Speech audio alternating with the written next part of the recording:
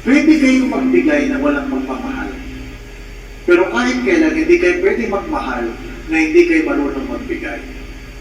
Naintindihan po ninyo? Pwede kayong magtiis na walang pagmamahal. Pero hindi kayo pwede magmahal na hindi kayo marunong magtiis. Pwede kayong masaktan na walang pagmamahal.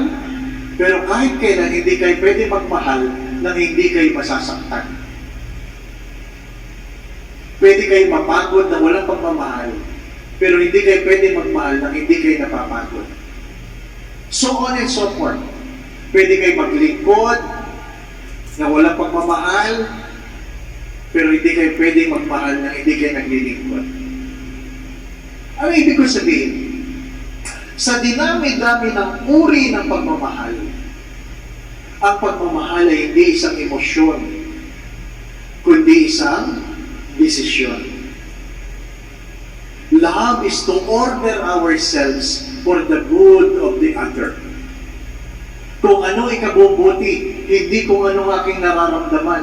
Ang pagmamahal ng Diyos sa kanyang sambayanan ay hindi kung ano ang kanyang nararamdaman, kundi kung anong ikabubuti ng kanyang sambayanan. Kaya nga kahit nakapako na sa krus, ano sabi ng Diyos? Patawarin mo sila sapagkat hindi nila alam ang kanilang ginagawa.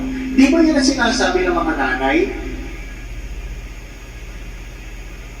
Kapag ang anak ay nagkamali,